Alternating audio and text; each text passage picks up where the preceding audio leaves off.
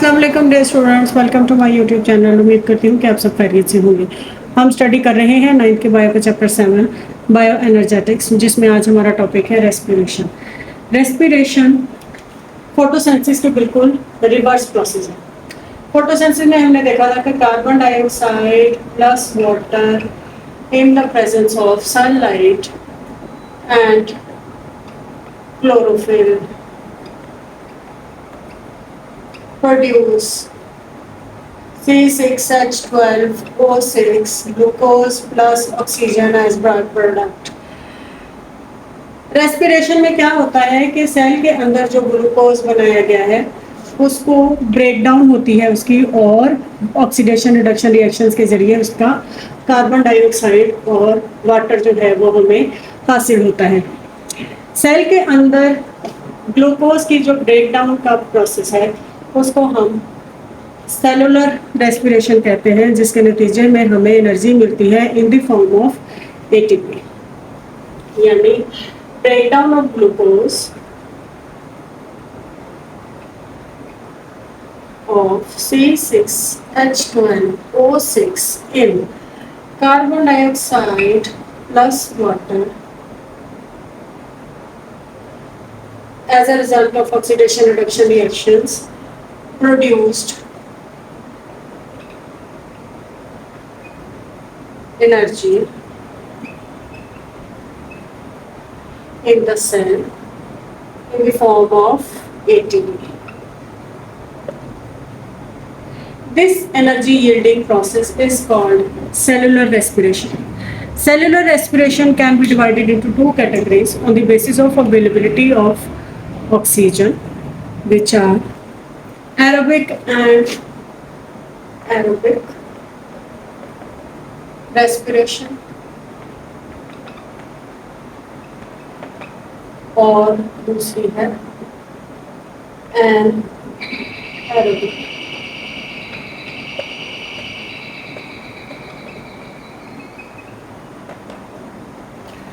Aerobic respiration takes place in the presence of oxygen and anaerobic जो होती है ये विदाउट ऑक्सीजन होती है।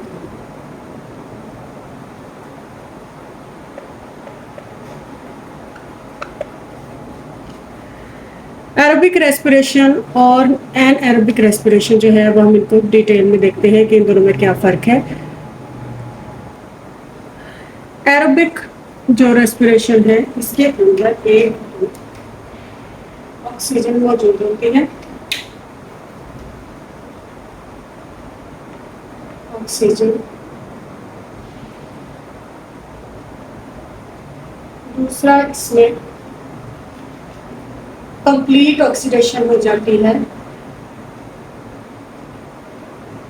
Complete oxidation of glucose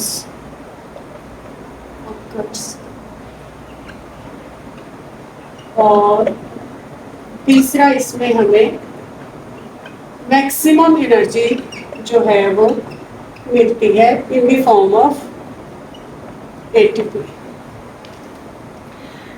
aerobic respiration में क्या होता है, 6 जो कार्बन का बॉन्ड है पहले फेज में ये ब्रेक डाउन होता है इनटू पायरुविक एसिड में, यानी ग्लूकोज जो है पहले फेज में पायरुविक एसिड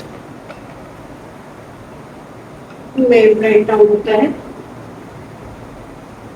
और सेकेंड फेज में ये जो पायरुविक एसिड है ये कंप्लीटली ऑक्सीडाइज हो जाता है और उसके तमाम जितने भी ये कार्बन हाइड्रोजन बॉन्ड है ये सब ब्रेक हो जाते हैं, और उसके नतीजे में हमें कार्बन डाइऑक्साइड और वाटर जो है मिलता है, और all energy is released the overall reaction. इसको हम ऐसे लिख सकते हैं, C6H12O6 एरोबिक रेस्पिरेशन में carbon dioxide plus water. This is exactly reverse of photosynthesis. यानी इसमें क्या हुआ कि ग्लूकोज की कंप्लीट ऑक्सीडेशन हुई।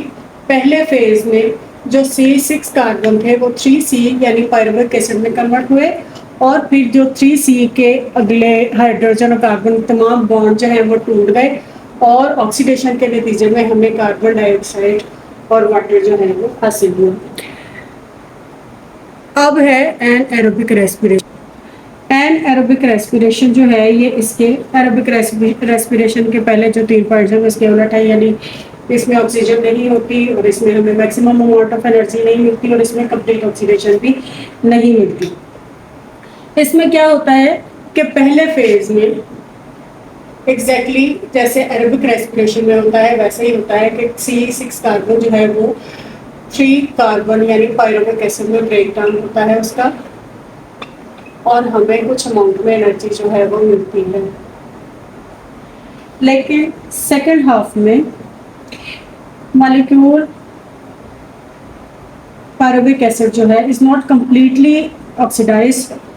क्यों कंप्लीटली ऑक्सीडाइज नहीं होता? क्योंकि ऑक्सीजन मौजूद नहीं है।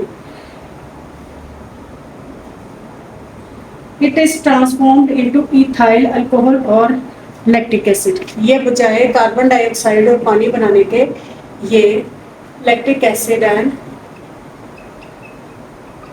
प्लस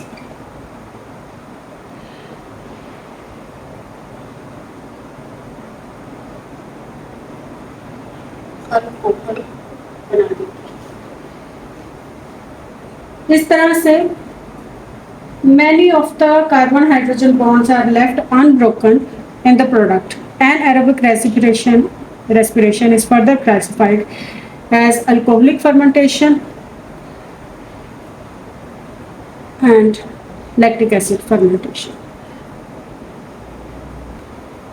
Alcoholic fermentation जो है it occurs in bacteria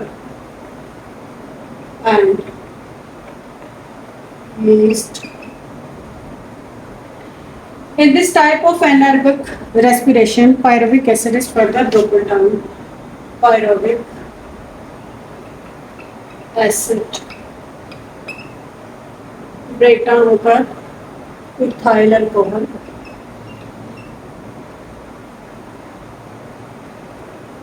और कार्बन डाइऑक्साइड जो है ये बना देता है। उसके बाद है lactic acid fermentation. Lactic acid fermentation जो है this type of fermentation occurs in milk, skeletal animals,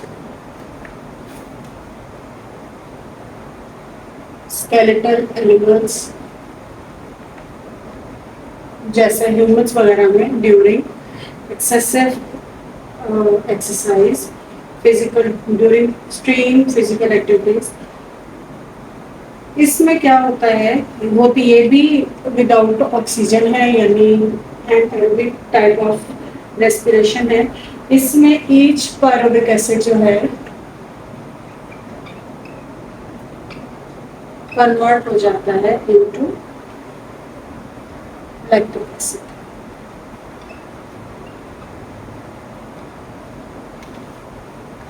उम्मीद करती हूँ कि यहाँ तक आपको अच्छी तरह से समझ आ गया होगा। फिर भी अगर कोई कंफ्यूजन हो तो आप कमेंट सेक्शन में पूछ सकते हैं। Please like, share and subscribe my YouTube channel.